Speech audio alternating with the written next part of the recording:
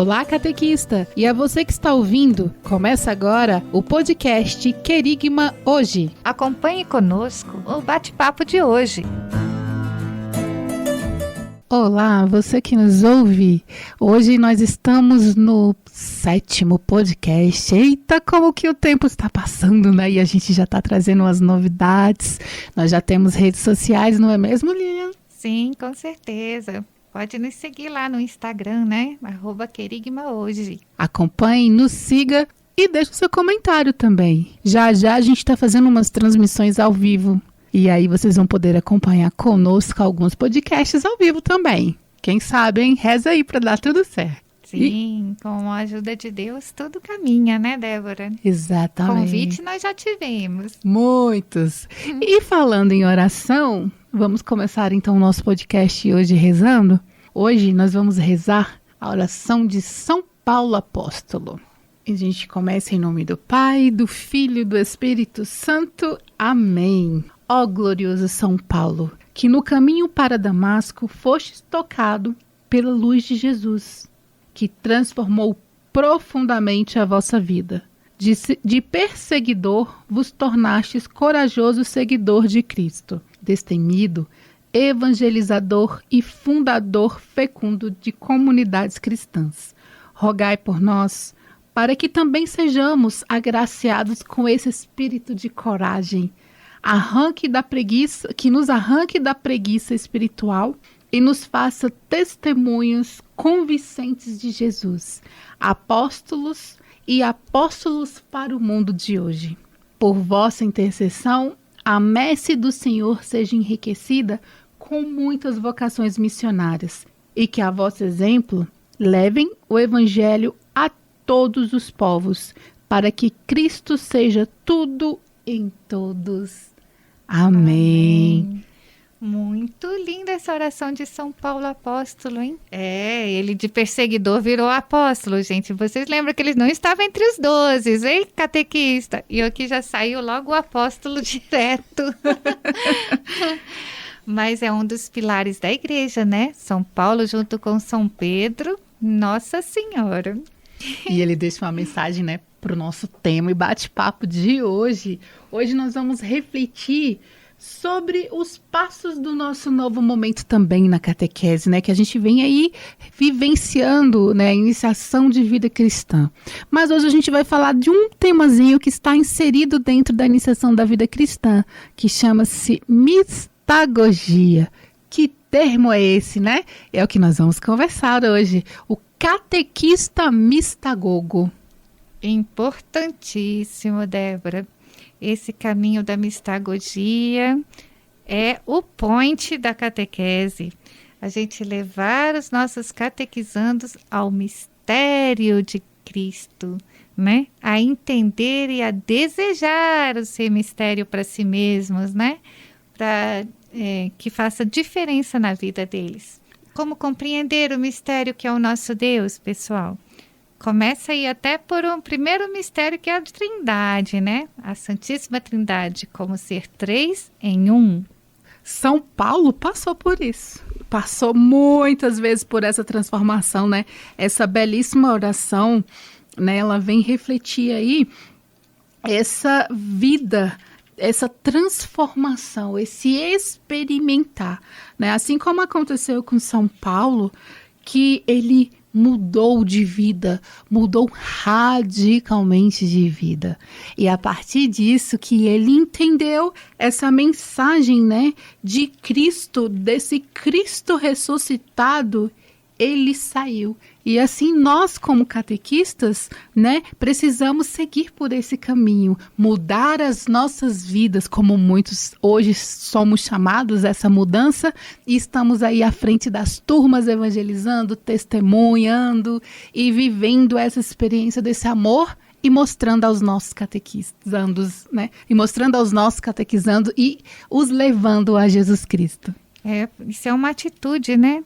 Que tem que ter permanente abertura para esse mistério que é Cristo em cada um de nós.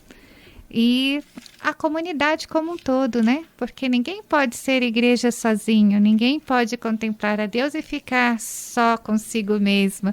Esse Deus interior que eu acho e converso com ele somente e não preciso de uma comunidade. O catequista mistagogo também, ele sabe que ele é parte de uma igreja, ele é parte da comunidade, ele é parte da família de Deus, é parte do corpo místico de Cristo. Ele está inserido nesse mistério muito mais do que ele poderia até pensar.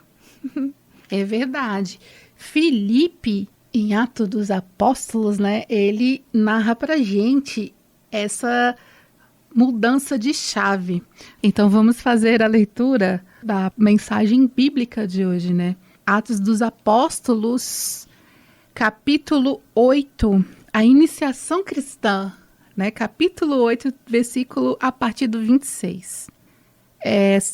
A leitura do Atos dos Apóstolos, capítulo 8, versículo 26 em diante. A iniciação cristã. Um anjo do Senhor falou a Filipe dizendo: prepara-se e vai para o sul, pelo caminho que desce de Jerusalém para Gaza. É o caminho que se acha no deserto. Filipe levantou-se e foi.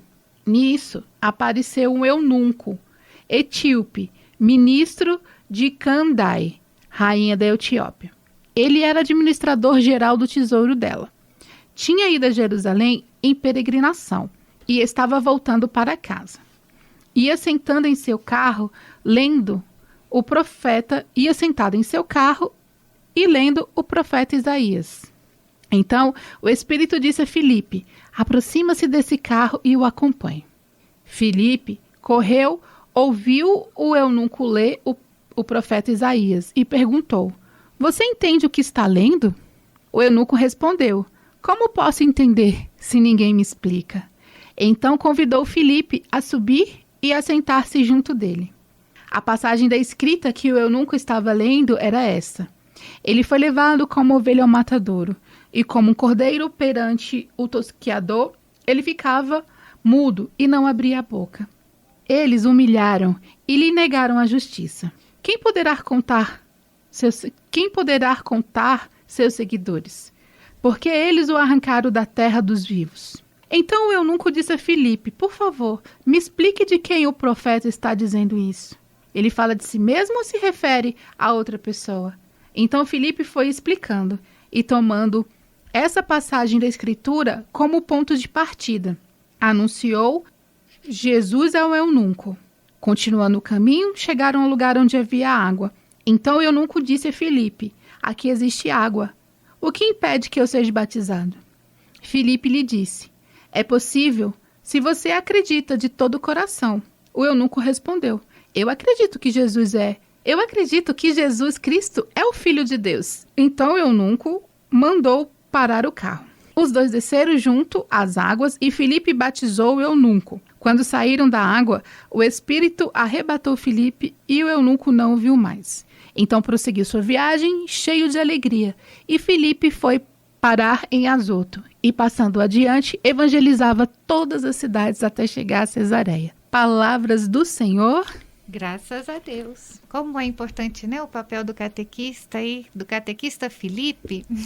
E o eunuco, na palavra de Deus, não tinha um entendimento. Mas a partir do anúncio de Jesus, tudo passou a fazer sentido. Porque foi, né, como São Paulo também caiu, né, aquilo que estava encobrindo os seus olhos, né, ele conseguiu ver, conseguiu entender, né, como Jesus realmente é o Deus, né, que estávamos esperando. Exatamente. E aí a gente vem trabalhar hoje com essa leitura, né, o nosso tema, mistagogia, né, essa experiência que a Lilian falou no início, né, essa vivência, esse receber esse Jesus. É um caminho que vai hoje, né, desde a oitava da Páscoa até Pentecostes, no qual eram feitas catequeses pós-batismais a partir das Escrituras sobre a nova vida em Cristo e sobre os sacramentos recebidos. Isso, gente, naquele tempo do catecumenato, né? Antes de ser batizado, aquelas pessoas que estavam frequentando, elas não poderiam participar da totalidade não podemos dizer missa, da celebração, né, que acontecia daquela época, né? Porque elas ainda não tinham entrado para a família de Deus, que a gente entra na família, né, através do batismo. E assim, a partir do momento que eles se tornavam de catecúmenos e neófitos, aí eles já poderiam participar do sacramento da Eucaristia, né? E poderiam finalizar a missa junto com os demais da comunidade. Mas é porque eles passaram assim por um processo formativo em que se via que a vida deles tinha se adequado às coisas do Evangelho, né? O coração tinha se voltado para Deus, para a comunidade, para a partilha, e assim eles iam realmente fazer aquela festa, né, de estar comungando juntos, partilhando a vida. Os primeiros cristãos têm testemunhos muito fortes, né, que a primeira vez que eles foram chamados de cristãos foi justamente lá em Antioquia, né, que a partir do momento que vede como eles se amam, eles viviam entre os pagãos, mas eles viviam de uma forma diferente, uma forma que já antevia assim o céu, né? Como se já estivesse esperando o céu. E essa forma foi capaz, né, de converter muitos corações. E o catecumenato é uma coisa que veio de lá para nós. Olha que legal! Exatamente. E a palavra mistagogia é de origem grega, composta por mis, que é boca fechada, que significa segredo da fé, mistério, e pelo verbo grego agen, que significa guiar, conduzir. Mistagogia é, portanto, a ação de guiar a pessoa para dentro do mistério, assim como fez, né, Filipe com o eunuco. Ele guiou aquele eunuco para o entendimento, né, da fé de Cristo, entendimento para saber quem era. E essas catequeses, como a Lilian falou, né, as pessoas que faziam eram chamadas de neófitos, né, que são os que receberam os sacramentos na vigília pascal, depois de ter passado por esse processo. E aí elas eram introduzidas nos mistérios celebrados, né? Ela vai viver a liturgia, né? Compreendia-se que eles, renovados em seu espírito, eles iam assimilando mais profundamente esse mistério, que é isso que nós, como catequistas, né, precisamos aí reacendendo, né? Que todos os acontecimentos da história da salvação que se fazem presentes no momento em que recebem os sacramentos, sejam vivenciados diariamente, experimentados, né? E esse tempo era marcado pela explicação dos ritos e de sua fundamentação na parte da teologia bíblica, né? Na continuidade da ação de Deus na história da salvação, abertura aos compromissos, né, da igreja. Então, a pessoa, ela era inserida, né, nas ações pastorais, nos trabalhos. As pessoas iam, né, para a missão, né? Isso. Na verdade, gente, quando nós preparamos os nossos catequizandos crianças para a primeira Eucaristia, qual o desejo? É que passe aquela festa da primeira Eucaristia e você não vê mais a carinha deles?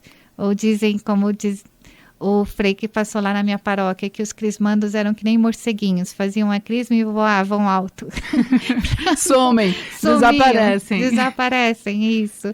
Então, não é, né? Então, o tempo da mistagogia é um tempo pós-sacramento, em que esse neófito que diz, ou esse catecúmeno, ou esse católico que recebeu o sacramento da crisma ou da Eucaristia, ele continua vivenciando, então, aquele sacramento dentro da sua comunidade, né? Ele é chamado a fazer parte, a participar, ou de uma pastoral, do coral, né, da liturgia, e ele começa a se sentir realmente que ali é a sua família, a sua comunidade, né? Muito importante esse tempo pós-sacramento. Lá na minha paróquia, a gente fez, por exemplo, a festa da segunda Eucaristia. Olha né? que legal. Aí as crianças são chamadas a fazer as leituras, a participar ativamente da missa das crianças, né? Como é importante. E a experiência de ter a missa durante a preparação para a Eucaristia também, voltada para eles, é muito importante, né, gente? Nós lá, toda uma vez por mês, pelo menos, uma turminha de catequese é chamada a assumir a missa das crianças. E na sua comunidade, como que é? A parte de condução ao mistério que a gente celebra na missa, né? É a união da liturgia e catequese. A partir do momento que eu tenho uma compreensão maior, né, dos mistérios da liturgia, que ali verdadeiramente está sendo transformado, né, transubstanciado, pão em corpo de Cristo, então que o vinho em sangue de Cristo, e aumentando a fé a cada vez que eu vou lá e presencio esse grande milagre, porque toda missa é um milagre, toda missa tem essa presença viva, o Padre em persona Christi que realiza esse grande milagre, esse mistério da nossa fé. É onde a gente pode efetivamente entrar em contato com o mistério, né? Aí, esclarecer esses pontos da liturgia com os nossos catequizandos e até com os adultos, para que eles anseiem estar com Deus, né? Fazer esse caminhar na liturgia da palavra, na profissão de fé, em todos os momentos, que cada momento da missa é um momento grande de reviver a paixão de Cristo, a sua entrega, a salvação que Ele nos trouxe, a vida eterna. Então, faz parte, gente, tanto a missa ao longo da preparação, quanto as missas pós-sacramento. Não vamos deixar de convidar os nossos catequizandos, os nossos crismandos, para um momento pós-sacramental. Precisamos continuar com eles. Exatamente, até porque quando não se conhece o sentido do que é celebrado, a gente rompe, né, a liturgia e a história dessa salvação, né? E nesse rompimento entre liturgia e vida, a gente perde o sentido litúrgico e o rito se torna vazio para quem celebra, se torna uma mera repetição. Todo domingo eu vou, é aquela mesma coisa, o padre fala, a gente comunga e volta para casa do mesmo jeito. Mas não, o verdadeiro sentido e a mistagogia, ela tem a missão de conduzir os fiéis para dentro do mistério celebrado, em cada gesto, em cada rito e símbolo, fazendo com que os fiéis vivam o que celebram. Sim, eles marcam a proximidade de Deus conosco, né? Que, nossa, se você pensar em qualquer outra religião, qual é o Deus que se faz matéria para estar junto de nós, para se faz alimento, para nos dar subsistência espiritual? Nossa, eu sou apaixonada por esse Deus e por essa igreja. É verdade, eu também. E você? Você, catequista, você é apaixonado? Você está conseguindo levar essa paixão, esse amor aos catequizandos? Com certeza, o testemunho e ao falar das coisas de Deus, as pessoas percebem. Aqueles que têm uma verdadeira paixão, a paixão ela arrasta, como diz. Com certeza. E se arrastar para o bem, arrastar para Jesus, não tem problema não. A paixão só não pode arrastar para coisas erradas, pessoal. Exatamente. Para coisas erradas, cuidado, mas para Deus não tem problema não. No que se refere à relação hoje da liturgia e a catequese, que a gente tem que de volta resgatar, é a mistagogia, né? Então, que a gente possa ter isso. As catequeses hoje mistagógicas, né? O catequista mistagogo, ele realiza, né? Ela é realizada, no caso das catequeses, junto com esses catequistas mistagogos que acompanham, durante o tempo pascal. Logo após a recepção dos sacramentos de iniciação, aprofundando, né, para todos esses neófitos, que é os que vão receber esses sacramentos nesse período, o significado dos ritos que eles vivenciaram, dando sentido às celebrações e preparando-os para a vida em comunidade, que possui seu cume e fonte na liturgia eucarística. Essas são palavras do documento Lumen Gentium, número 11, e o Catecismo da Igreja Católica, no seu capítulo 1324. Neófitos não eram usados, essa palavra, esse termo, né, apenas para os recém-batizados, mas para os fiéis cristãos em geral, né, como a Lília colocou.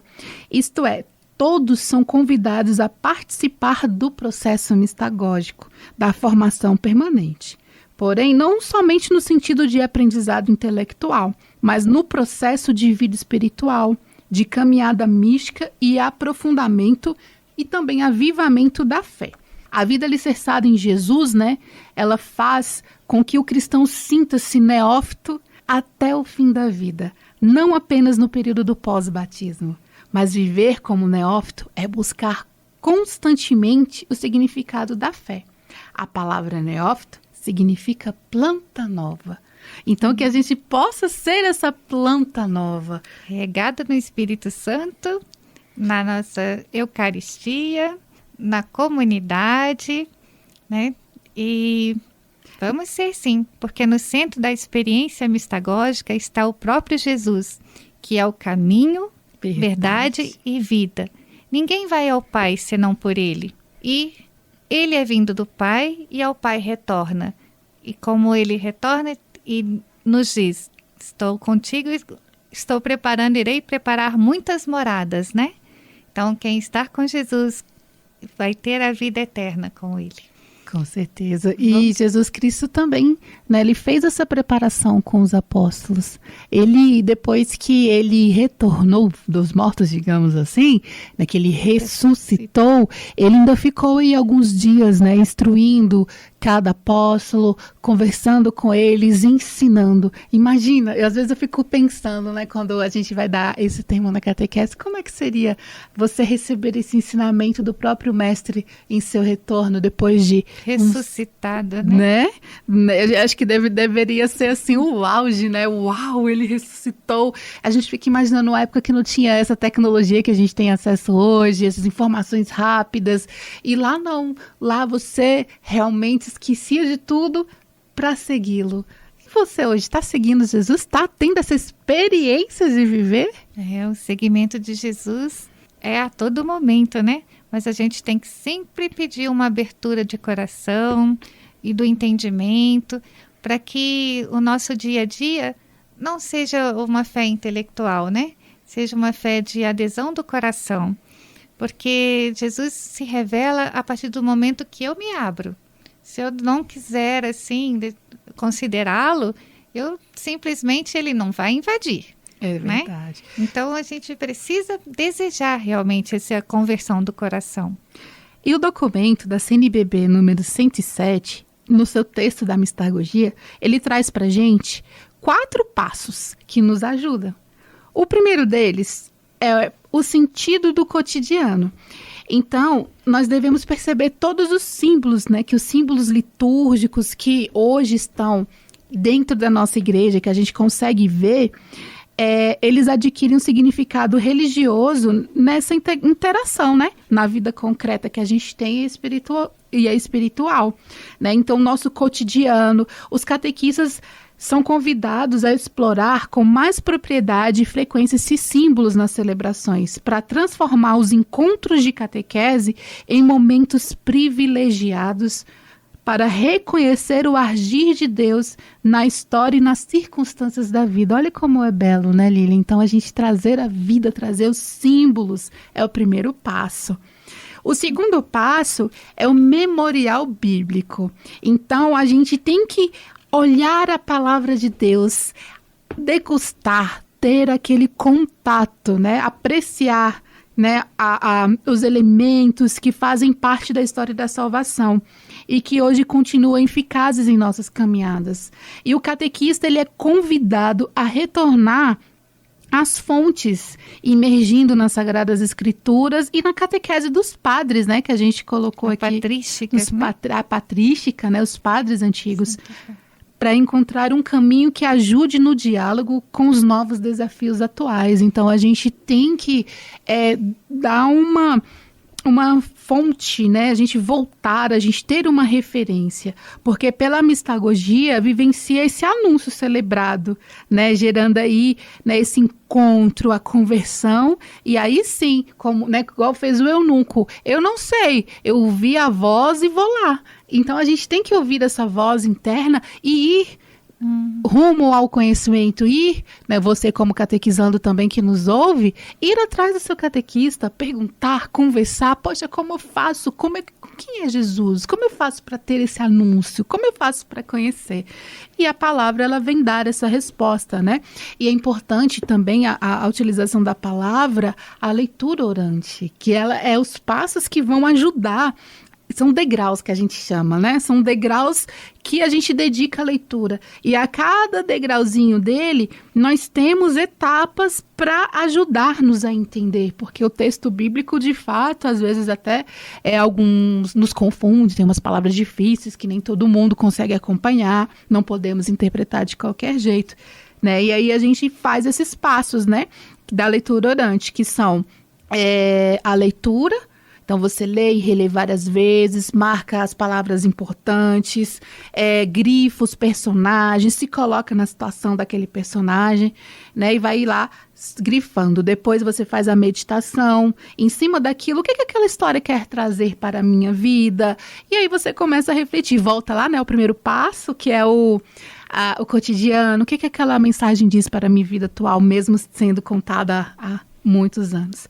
Em cima disso você faz a oração, reza, peça a Deus, e a contemplação, que é aquele agradecimento e a mudança de vida que eu quero após aquela leitura. A gente pode até fazer depois um programa, né, sobre a leitura orante e esses belíssimos passos também. Com certeza, é pedido até de Dom Paulo aqui na Arquidiocese de Brasília, né, que nós privilegiássemos o pilar da palavra, né, daqueles pilares que estão nas diretrizes da CNBB, que a gente privilegiasse a leitura da Bíblia, porque o católico ele é um pouco mais afastado da Bíblia do que os protestantes, né?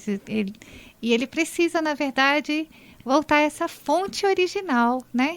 E assim, com ajuda, tem bastantes aplicativos no celular ou na internet, alguns sites, né, que nos ajudam mesmo a meditar a palavra do dia, o evangelho diário. Vale a pena a gente se abastecer, né, porque existe, vocês sabem, né, gente, a missa, existe a mesa da palavra e a mesa da Eucaristia. Então, não é só a Eucaristia que tem na missa, a gente se abastece da palavra de Deus e também, né, pode comungar aquele Cristo que feito pão. Então, é muito importante. Exatamente. Daí eu já inicio o terceiro passo, que é o sentido litúrgico, né? Isso que a Lilian falou, né? A ação de Cristo, né? A liturgia, essa ritualidade, os gestos, os símbolos, né? É aquele caminho necessário para a gente entrar nessa relação, para a gente conhecer, como ela disse, a Eucaristia. O padre, na hora do batismo, ele usa o quê? A água. Então, ele usa diversas formas. A gente usa o pão, né, o vinho, a uva, que representa, né, ali o vinho, o trigo, o pão, que é a Eucaristia. Então, a gente sempre faz essas analogias, né, essa pedagogia da liturgia, ela é muito importante, principalmente para que a gente não entre no automatismo das repetições dos gestos. Por isso que é importante a gente ter o sentido verdadeiro e a gente conhecer, para não ficar apenas num algo pedagógico, como se fosse uma escola que a gente repete, sem sentido. Robotizados, né? Uhum. E o quarto e último passo, conforme o documento, né, o documento 107, é o compromisso cristão. Então, a gente, aliado a isso, a gente experimenta, a gente faz a degustação da palavra, entende os símbolos, o rito e se compromete como cristão para a missão, né? É a nossa posição mais convicta e dedicada. Assim como aconteceu, né, Filipe ensinou para um, o eunuco já começou a acompanhar e foi também testemunhar. as nossas atitudes, gente, não podem ser desvinculadas da nossa fé, né? Se Jesus falou para nós perdoarmos, a gente tem que, né? Perdoai as nossas ofensas assim como nós perdoamos. Se Jesus falou, amai os vossos inimigos, você não consegue dizer, amo, pelo menos, não odeie, não guarde rancor, não, né? Dê passos no sentido de seguir os caminhos que Jesus deixou para nós, né? E eu acredito que a felicidade do cristão está em seguir os passos de Jesus, né? E não vou dizer para vocês que é fácil, mas é amplamente vantajoso para nós, porque a vida vai ter um sentido, né? Um sentido que reforça a nossa fé, que reforça a nossa crença na vida eterna e tudo assim. Eu vou poder contar com Deus, vou poder contar com Jesus, né? Ele conta comigo e eu conto com ele. Com certeza. E o catequista, né? Ele é convidado, né, a ter essa caridade pastoral também, que é a expressão do próprio ser e agir de Deus, né, nele, que o catequista torna-se o sinal do amor em todas as realidades e circunstâncias. Faz parte desse compromisso cristão do catequista, tornar-se para os outros sinal visível, sensível e visível da caridade em favor de todas as pessoas, sobretudo dos mais necessitados e dos seus catequizandos, né? Então, ensinar para ele isso. É interessante, eu trouxe hoje uma referência de mais um livro, que é Catequese, Liturgia e Mistagogia, da Edições Paulo, do padre, do Corta Padre, que eu não sei se são padres, dos autores, né? Peraí, hoje eu trouxe o livro Catequese, Liturgia e Mistagogia, dos autores Humberto Robson de Carvalho e João Santos Barbosa Neto, da editora Paulus. E ele fala da questão das salas mistagógicas, a importância de termos um espaço acolhedor que favorece essa mistagogia, esse sentido, para fazer com que os catequizandos experienciem esse amor. Né? Então, no sentido de oferecer um espaço acolhedor que favoreça a oração e a reflexão sobre os valores do reino de Deus. É importante que a gente, né, como catequista, organizemos essa forma aconchegante, harmoniosa, esse novo jeito. Né? E é interessante também, segundo, né, as dicas aqui do livro, trazer alguns elementos, que a gente vai dar umas dicasinhas. Uma centralidade e progressão da mensagem bíblica. Então, é importante a gente colocar a Bíblia sempre como referência, sempre nas orações. Sintonia das cores, que a gente trabalhe o ano litúrgico, a referência dessas cores na igreja, né, o vermelho significando os mártires, o verde o tempo comum. A igreja tem toda uma simbologia que a gente pode incluir dentro das nossas salas catequéticas. Até mesmo iluminação, ventilação, disposição dos móveis respeitando a estrutura das salas. Alguns itens, por exemplo, são indispensáveis. Né? A mesa da palavra para a Bíblia, o lecionário, a cruz ou ressuscitado, algumas artes sacras como ícones, mosaicos, banners, pinturas, velas, até mesmo incenso em algumas salas são utilizadas. Isso tudo é importante para a gente facilitar o momento da partilha, deixar a pessoa se sentindo uma vontade naquele ambiente, para tirar a característica de uma escola, a característica de algo obrigatório, né? E pelo contrário, da gente trazer algo gostoso, algo acolhedor. Jesus Cristo, quando ele encontrava as pessoas, ele transformava aquele ambiente que ele estava, quando ele chegava, em outras situações que ele acolhia. Primeiro ele acolhia e depois ele convertia. A gente pode pensar, inclusive, Débora, no olhar, né? A forma que o catequista olha o seu catequizando. Né? Se você olha o seu catequizando, ai, que peste não dá, já vai pra bagunça. Não, acho que Jesus, ele olhava o pecador assim, que bom que você se chegou a mim, né? Então, assim, até no olhar, na palavra, talvez no abraço, agora no pós-pandemia, né? Talvez alguém ainda tenha um pouco de reticências, mas logo, logo não vai ter mais, né? Essa questão do afeto transmitido, né? Até uma balinha, alguma coisa que o catequista faz para eles, com certeza isso é percebido como, assim, braços de Deus, né? Ou o amor de Deus que chega na vida dele. E isso também é, de certa forma, acolhedor e mistagógico. Esse coração, né, aberto do catequista, ele é um caminho para o seu catequizando encontrar Jesus. Exatamente. E no documento de Aparecida, né, na conferência, na 5ª Conferência Geral do Episcopado Latino-Americano e do Caribe em Aparecida, a respeito da mistagogia, os bispos deixaram uma mensagem que a gente pode fechar esse momento, que ela fala o seguinte: trata-se de uma experiência que introduz o cristão numa profunda e feliz celebração dos sacramentos, com toda a riqueza de seus sinais. Desse modo, a vida vem se transformando progressivamente pelos santos mistérios que se celebram, capacitando os cristãos a transformarem o mundo. Isso é o que se chama catequese mistagógica pelo documento de Aparecida. Muito legal, né? Sim.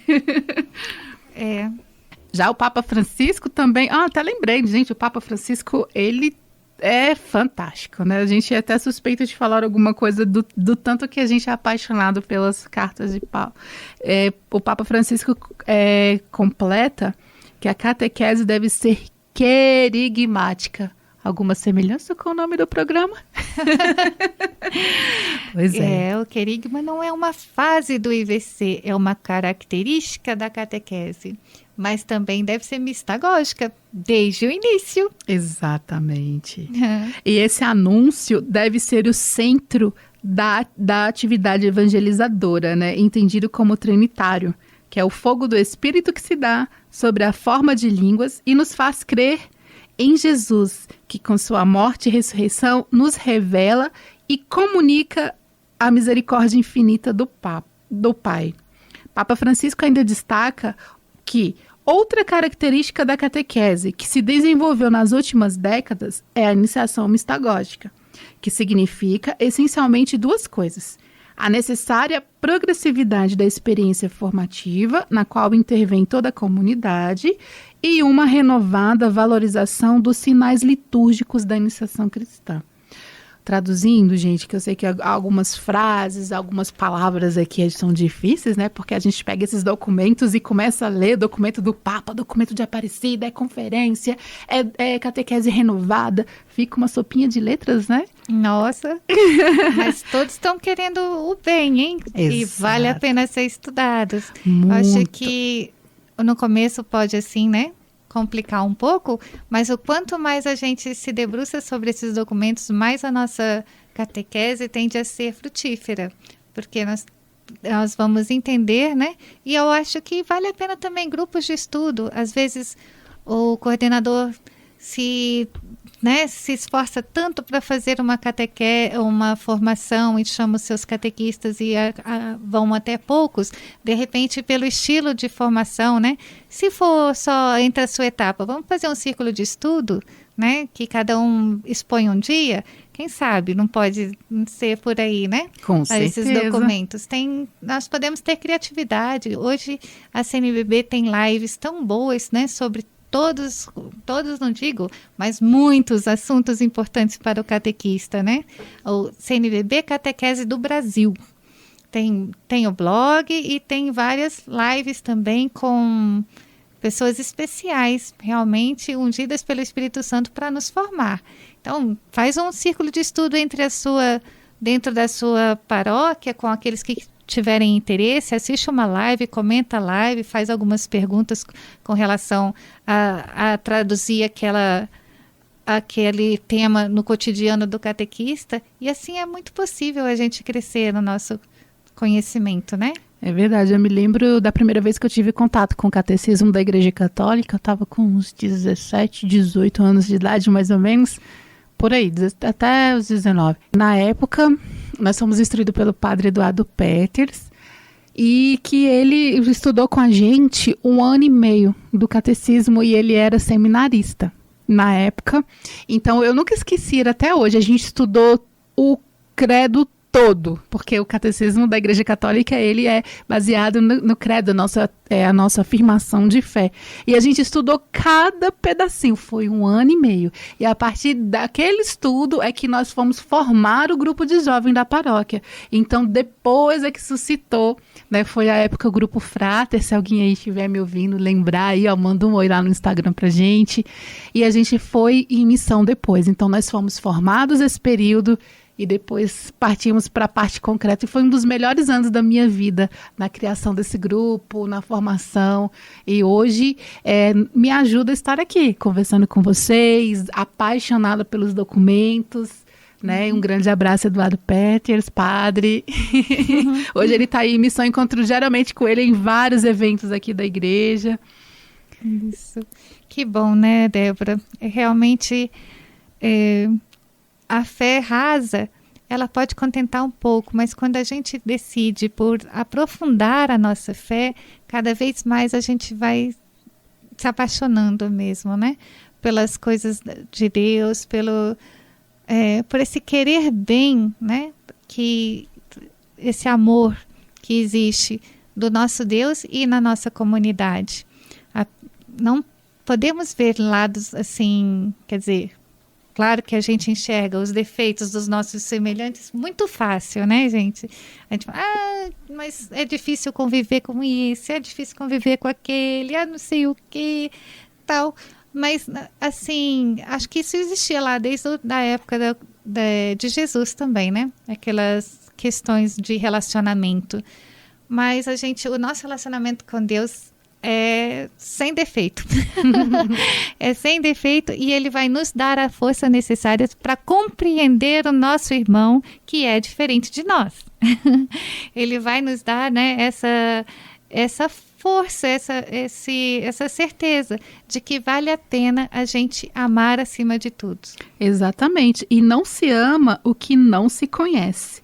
Por isso a importância da gente estar aqui trazendo nessas pequenas pílulazinhas, né, Lilian? Porque é muita informação. Nossa igreja, ela é rica, ela é linda, né? Então compete à catequese levar ao conhecimento e a apreciar as diversas celebrações dos mistérios de Cristo, tendo no centro a vivência do mistério pascal. Amém. Hoje conversamos bem comprido, Débora. É verdade, mas esse tema mereceu, né? Merece mesmo. Foi muito bom contar com vocês esse dia. Até o próximo Querigma hoje. Seu encontro com Jesus. Até mais.